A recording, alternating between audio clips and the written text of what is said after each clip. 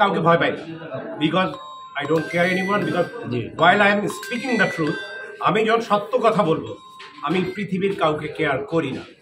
Because অনেকে এটা ভুল বোঝে, যেমন অনেকে বলে এইটা আপনি বলছেন ঠিক বলে, কিন্তু পরবর্তীতে দেখা গেছে যে আমি যেটা বলেছিলাম সেটাই রাইট। আমি এক কথাতে অনেক কিছু বুঝিয়ে দিচ্ছি আপনাদের। আমি শুধু এইটুকু বলবো, সবার জীবনে ফ্লপ হিট আসবে, তবে আমি শুধু এইটুকু বলবো যে এখনো আমি মনে করি ওর অবস্থানটা ভালো আছে। ও চাইলে এখনো 2-4 জন তৈরি করে দিয়ে যেতে পারে। আমি তার কাছে শুধু প্রত্যাশা যে তোমার এখনো সময় আছে, 2 জনকে তৈরি করে কিরকম, তুমি থাকো, তোমার পাশাপাশি আরো 2টা হিরোকে নাও, ওদেরকে তুমি ওয়েল এস্টাবলিশড করে দিয়ে যাও। সারা জীবন এই ছেলেগুলা তোমার কথা মনে রাখবে। আমি মনে করি সাকিবের সেই সময়টি এখনো আছে। বাংলাদেশেই আমাদেরকে কখনোই ওই নামের মধ্যেই আসতে দেওয়া হয়নি। শুভেচ্ছা, ভালোবাসা এবং অভিনন্দন। আর ভক্তরা জেনে আনন্দিত হবেন যে ইনশাআল্লাহ আমি 2025-এ ছবি শুরু করতে যাচ্ছি। যে সর্ব জায়গায় বলেছি, যেটা পুরস্কারের কথা বলেছেন, রাইট? আমাদের এখানে যারা, আমি বলবো যে যারা জুরি বোর্ড আছে, তাদের প্রতি পূর্ণ আস্থা, শ্রদ্ধা, ভালোবাসা রেখে দিয়েছে। ওনাদের কাছে জুরি বোর্ডে এক ধরনের জিনিস তৈরি করে দিয়েছেন, হয়তোবা কেউ কেউ কোনো অ্যাকশন ছবি হলে পরে সেখান থেকে হিরো বা হিরোইনের নাম আগে থেকে বাদ দিয়ে দিতে হবে। বিকজ আমরা যদি ফিল্মের ইতিহাস ঘাটতে যাই, the first film was the battleship Potemkin, যেটার শব্দ ছাড়া ছবি ছিল, সেটাও কিন্তু একটি ওয়ার মুভি, যুদ্ধের উপরে ছবি।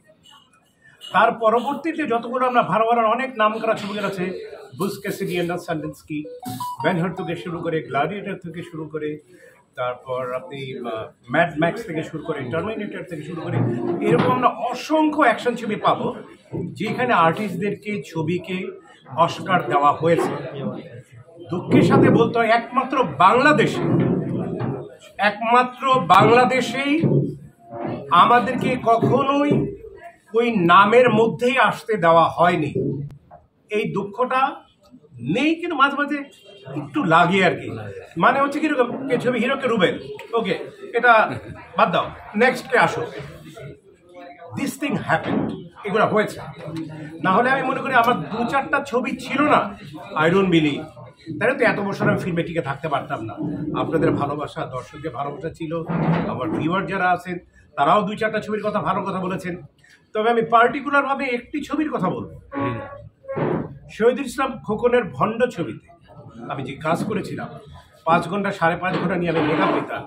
মেয়ের শাস্তা, মেয়ের যে ক্যারেক্টারটা আমি করেছিলাম, সেটার হাঁটা চলা থেকে শুরু করে টোটাল ছবি যদি দেখতে যান, দেখবেন যে ইট ওয়াজ এ ডিফারেন্ট, মানে সব কিছু মিলিয়েই একটি আলাদাভাবে আমাকে প্রেজেন্ট করা হয়েছিল।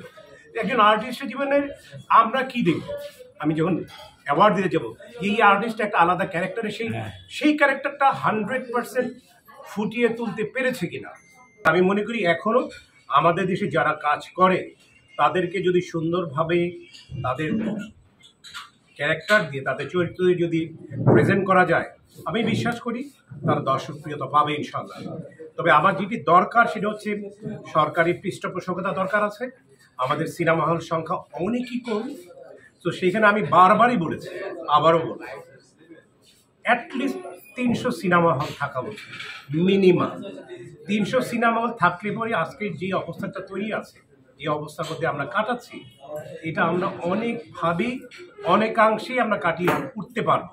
এবং ফিল্মের সুদিন আসবে, বাট যতদিন না আপনি হল বা সিনেপ্লেক্স যেটাই বলেন এইগুলা না হবে, অ্যাটলিস্ট 200+, আমি 300-এর কথা বলেছি, ততদিন পর্যন্ত ফিল্মের কোনো রকম পরিবর্তন করা কোনোভাবেই সম্ভব হবে না।